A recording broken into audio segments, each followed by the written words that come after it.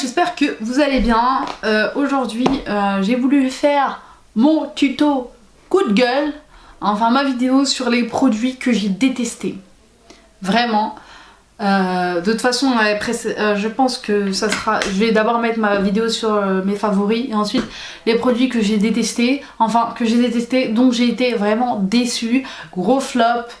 Vraiment, après ça veut pas dire que le produit en soi que je déteste, après ça veut pas dire que le produit je déteste que certaines personnes peuvent aimer, c'est chacun ses goûts, mais ce sont en tout cas mes avis. Ça veut pas dire que un tel ou tel produit n'est pas bon, que la marque n'est pas bonne, c'est juste le produit que je détestais. Et on va commencer avec ce démaquillant de chez Makeup Revolution. C'est un poison pour la peau, enfin désolé, excusez-moi par rapport à la marque, mais... non, c'est une catastrophe. Au début, j'ai l'impression que ça sent déjà une horreur, ça sent l'alcool bizarre. J'ai l'impression que je mets de l'alcool sur mon visage et ça irrite ma peau, ça picote un peu. C'est un produit que je ne recommande pas du tout, mais alors pas du tout. Déjà au début, je pensais, quand j'avais dit Pro Cleanse, déjà au début, je pensais que c'était pour nettoyer mes pinceaux, mais alors pas du tout, j'étais étonnée. Mais après, je me suis dit pourquoi pas, on va essayer.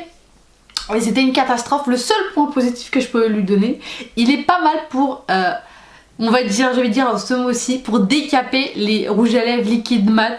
Puisque comme je vous ai dit, il est super fort, il sent mauvais, il picote, mais quand vous avez un rouge à lèvres mat qui veut pas partir, si vous l'avez eu ou si vous voulez vraiment, vous n'y arrivez pas à enlever un rouge à lèvres mat, utilisez celui-ci. Mais sinon, c'est le seul point positif que je peux lui trouver à ce produit. Hein. Encore une fois, Makeup Revolution a des produits qui sont pas mal, notamment des palettes de blush que je recommande fortement, mais ce produit là je ne le recommande pas du tout. C'est un point honnête, j'essaie d'être honnête et de dire moi ce que je pense quand j'achète un truc. Des fois je suis super déçue, je me dis j'ai gaspillé de l'argent et si ça peut aider des personnes à ne pas gaspiller de l'argent, pourquoi pas, après c'est mon avis. Ensuite un autre produit dont j'ai été super déçue, c'est cette palette que j'ai acheté en plus 8 €. Bon, c'était pas un bras, mais quand même 8 €, c'est un salaire pour certaines personnes, pour les étudiants, c'est presque le SMIC. C'est cette palette de highlight. Attendez, c'est cette palette de highlighter. Alors, je sais pas où est le highlight dedans, mais franchement, il n'y a rien de glowy dedans. Attendez, je vais vous faire des swatchs. Je sais pas ce que je vais refaire. C'est une catastrophe. Déjà, c'est super poudreux. Et il n'y a rien d'highlighter en fait. Je sais pas ce qui... Voilà quoi. Attendez, je vais m'avancer. Déjà, ça se voit pas, il n'y a rien de glowy. Voilà, j'ai été super dégoûtée de ce produit et franchement, je le recommande pas du tout. Et pourtant, il y a des produits chez Elf, leurs pinceaux, des poudres matifiantes que je recommande. Mais ça, si vous pouvez garder 8 € dans votre poche, gardez-les parce qu'il n'y a rien de glowy dessus qui va vous illuminer la peau. À part un effet poudreux et de gaspiller son argent, enfin c'était pas pour être méchante que je dis ça, hein.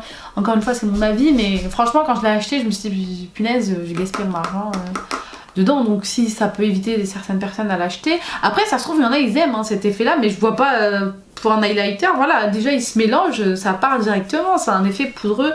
Non franchement là sur ce point là j'ai pas aimé... ce produit là avec Elf, mais ils ont des produits super sympas hein. C'est pas la marque qui n'est pas bonne, c'est juste ce produit là que je n'ai pas aimé. Je donne mes raisons, mes arguments et voilà quoi, pas besoin de m'attaquer au cas où. Ensuite un produit dont j'ai été déçue, c'est ce pinceau de chez Kiko qui est en fait une ancienne collection que j'avais acheté en solde et c'était censé être un pinceau pour appliquer les bronzers. Mais on est censé faire ça et ce mouvement là, mais c'est une catastrophe. En fait il y a un effet pâteux, c'est super gros, pas assez précis. Non, j'ai pas trop aimé.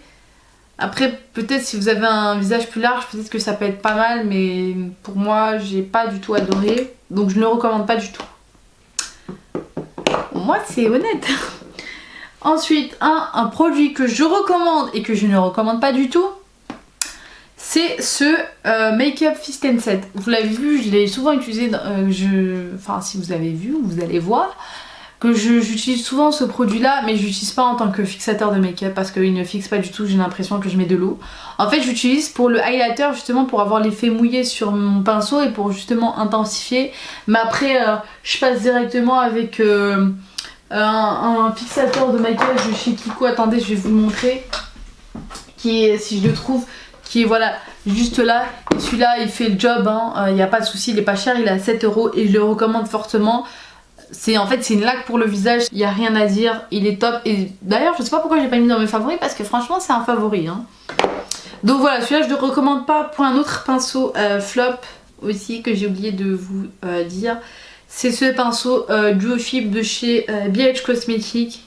En fait, lui aussi, enfin, il est un peu top et flop, mais il est plus flop que top.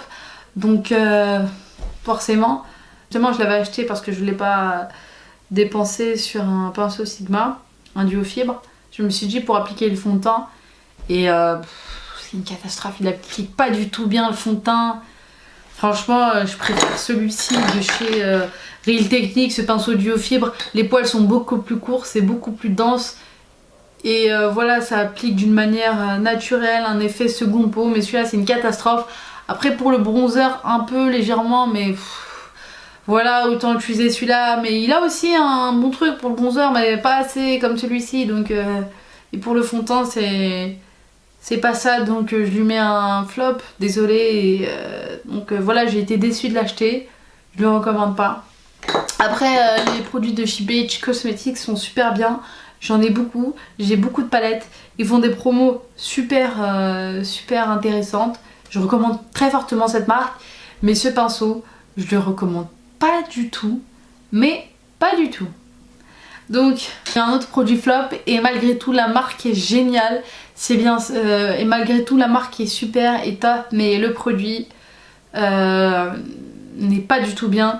Selon moi, c'est le Nicocha Covered Total Concealer de chez NYX en teinte light clair. Donc sur moi ça allait pas, on avait un effet gras quand on appliquait de la poudre pour fixer justement le concealer, ça passait pas, ça tenait pas. J'ai essayé sur une de mes amies parce que je lui avais fait un maquillage, c'était horrible, c'était une catastrophe. Donc en fait c'était pas que sur moi et pourtant elle avait un type de peau différent par rapport à moi, ça ne marchait pas. Donc je le recommande pas du tout. Et en plus à la fin de la journée on a un effet kiki, plâtré, c'est une catastrophe. Surtout moi j'ai des ridules, ça se voit. Et il est beaucoup trop épais, trop épais. Il a un effet huileux, gras. Donc pour un concealer, pour un anti-cerne, c'est pas ce que je recommande de plus. Je recommande plus le MAC Pro Longwear qui est à 20 € un peu plus cher. On a un peu moins cher, on peut avoir celui-ci aussi de chez NYX qui lui par contre est super bien, qui est le NYX HD Concealer, ou encore celui-ci qui est encore merveilleux, qui est le Instant Anti-Âge de chez Maybelline, et il est super. Donc voilà, c'était tout pour ces flops. Donc j'espère qu'il n'y aura pas autant de flops puisque j'ai pas envie de gaspiller de l'argent et avoir des produits que je n'aime pas forcément. J'espère que ça vous a aidé. Justement, après c'est chacun son avis. Moi c'est des produits que je n'ai pas aimés personnellement, que je ne recommande pas. S'il y a des produits que je recommande, je vous le dis dans mes favoris ou dans mes vidéos, mes avis sont 100% honnêtes. De toute façon j'ai aucune pub à faire parce que je ne suis pas connue entre guillemets, et même si j'étais connue je donnerais quand même mon avis.